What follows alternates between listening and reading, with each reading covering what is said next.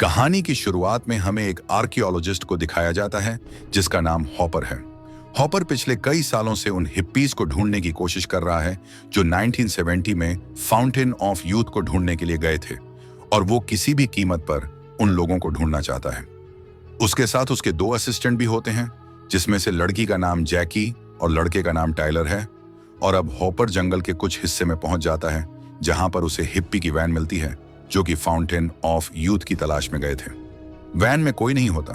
Van में ही piece की एक डायरी होती है जिसमें अजीब अजीब से चित्र होते हैं, साथ ही एक नक्शा भी होता है। वैन के पास एक बहुत गहरा गड्ढा है जो जमीन के नीचे जाता है। यहाँ पर हॉपर के साथ उसका डॉग भी होता है जो पहाड़ की तरफ देखकर भागना शुरू कर देता है। हॉपर देखता है कि वहां पर एक गुफा है और अब वो गुफा की तरफ बढ़ चलता है। जब वो गुफा के अंदर जा रहा होता है तो वो देखता है कि गुफा के अंदर एक आदमी जिसके बॉय स्काउट के कपड़े पहने हैं, उसके पास एक लालटेन है और साथ ही एक गन भी। हॉपर को कुछ समझ नहीं आता। वो तय करता है कि वो वापस जाएगा और अपने सभी सामान लेकर यहाँ एक बार फिर से आएगा। और जब वो वापस जाता है तो उसका असिस्टेंट जिसका नाम टाइलर है, वो कहता है कि मैं भी तुम्हारे साथ आना चाहता हूँ, और हॉपर साफ साफ मना कर देता है और अपना सारा सामान लेकर एक बार फिर से उसी जगह पहुंच जाता है जो कि बहुत गहरी गुफा है। वहां पर एक रस्सी बांधकर छोड़ देता है, क्योंकि हॉपर को लगता है कि ऊपर जो गुफा है उसका ये दूसरा सिरा है।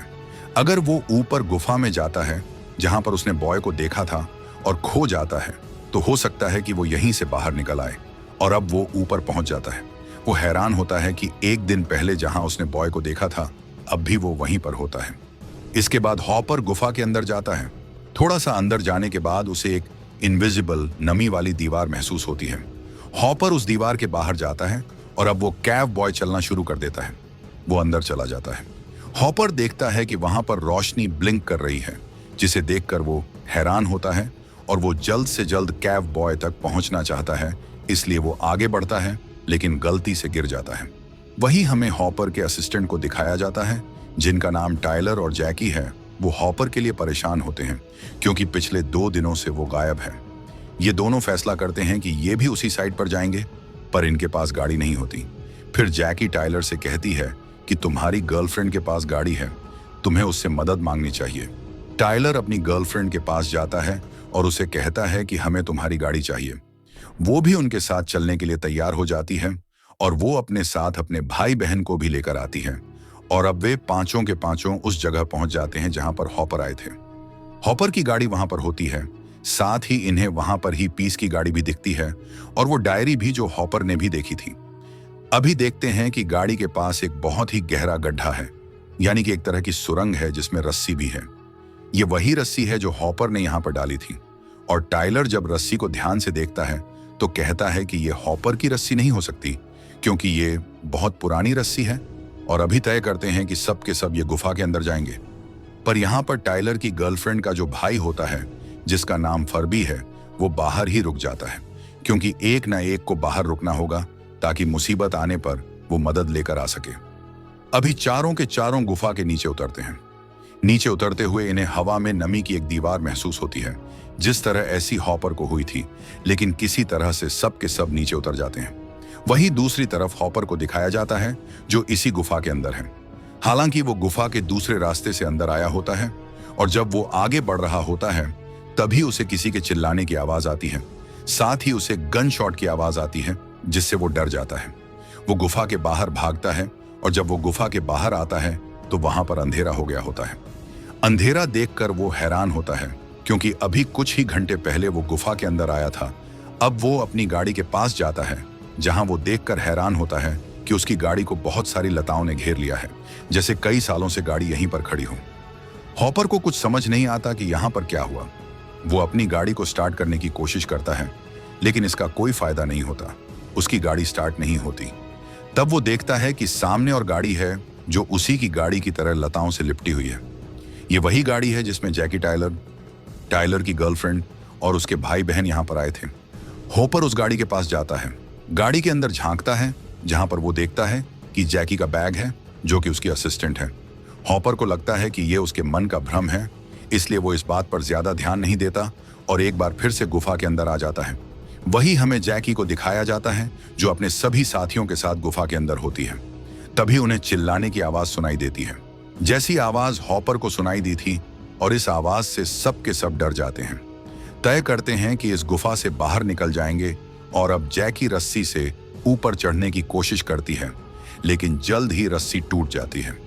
जब रस्सी को ध्यान से देखते हैं तो रस्सी को देखकर ऐसा लगता है कि बहुत ज्यादा पुरानी होने की वजह से वो लोड नहीं ले पाई और टूट गई।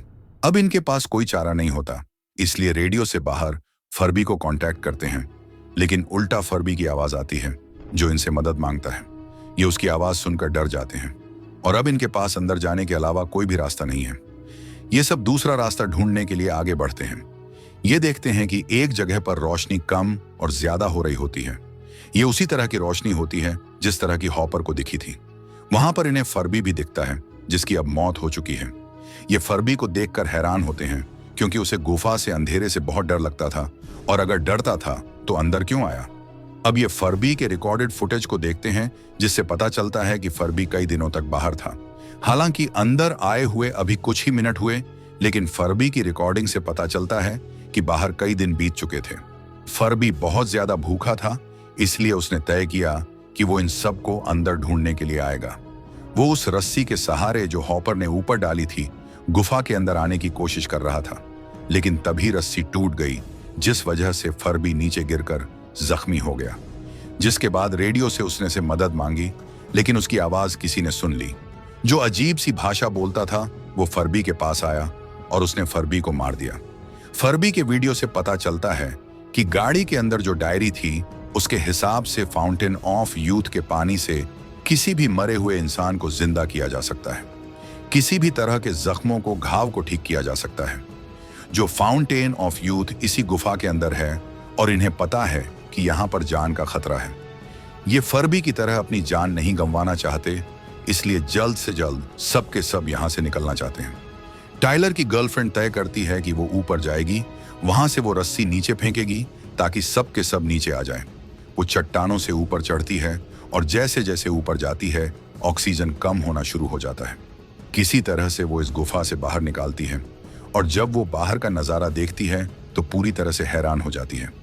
कुछ ही देर पहले जहां पूरा का पूरा एक जंगल था, अब वहां पर एक बीहड़ है। वो देखती है कि सामने से एक बहुत बड़ा तूफान उसी की तरफ बढ़ रहा है। वो सबको रिकॉर्ड करके नीचे आ जाती है। नीचे आने पर उससे पूछा जाता है कि तुम इतनी जल्दी नीचे कैसे आ गई। वो बताती है कि ऊपर कुछ भी नहीं है और सब वीडियो को दिखाती है जो उसने ऊपर जाकर अपने मोबाइल से रिकॉर्ड किया था। वो उस वीडियो को देखकर सब के सब हैरान हो जाते हैं क्योंकि इनके हिसाब से वो कुछ ही पलों के लिए ऊपर थी, पर वहां पर वो कुछ देर तक रुकी थी। और अब ये सब समझ जाते हैं कि ये गुफा एक टाइम ट्रैप है, इसमें सब के सब फंस चुके हैं। गुफा का 11 सेकंड बाहर 11 महीने के बराबर है और इन्हें फर्बी को बाहर छोड़े हुए कई महीने हो चुके थे, कई सीजन बदल चुके हैं। इन्हें कुछ समझ नहीं आता कि क्या करें। तभी यहां पर वो लोग आ जाते हैं जिन्होंने फर्बी को मारा था। दरअसल ये पासा युग का एक आदमी यानी कि एक आदि मानव है जिसके साथ उसका परिवार भी होता है। पर इससे पहले कि ये इनके ऊपर हमला कर दें, ऊपर से एक बहुत बड़ी लेटर से एक बहुत बड़ा आदमी आता है जो असल में एक एलियन है। आदि मानव उसके ऊपर हमला करता है पर वो अपने गैजेट से उसे बेहोश कर देता है। उसके साथ उसके लोग भी होते हैं जो इनके ऊपर हमला कर देते हैं। गलती से एलियन का हेलमेट हट जाता है जिससे वो सांस नहीं ले पाता, पर मरने से पहले वो सभी आदि मानव को बेहोश कर देता है और एक तरफ इशारा करता है जहां पर ये सब देखते हैं कि पानी है। अभी इन्हें फाउंटेन ऑफ यूथ के बारे में याद आता है और अभी सब के सब उस पानी में बैठ जाते हैं, जिसके बाद इन सब के घाव ठीक हो जाते हैं। ये हॉपर को भी ठीक करना चाहते हैं, इसलिए ये उसे फाउंटेन के अंदर डाल देते हैं। वहीं अब टाइलर किसी भी तरह से यहां से निकलने का रास्ता ढूंढना चाहता है, इसलिए अकेला आगे बढ़ जाता है। कुछ दूर जाने के बाद उसे प्रोफेसर होपर मिलते हैं जो कि जख्मी होते हैं क्योंकि आदि मानव ने उनके ऊपर भी हमला किया था। और अब उन्हें फाउंटेन ऑफ यूथ भी दिख जाता है जो कि एक झरना है जो ऊपर से बह रहा है और इसी फाउंटेन ऑफ यूथ की वजह से यहां पर टाइम ट्रैप बना होता है।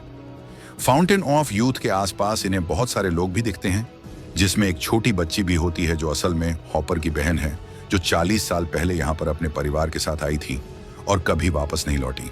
और अब यहाँ पर पता चलता है कि प्रोफेसर हॉपर यहाँ पर ही पीस को ढूंढने के लिए नहीं आए थे, बल्कि वो अपने परिवार को ढूंढने के लिए आए थे।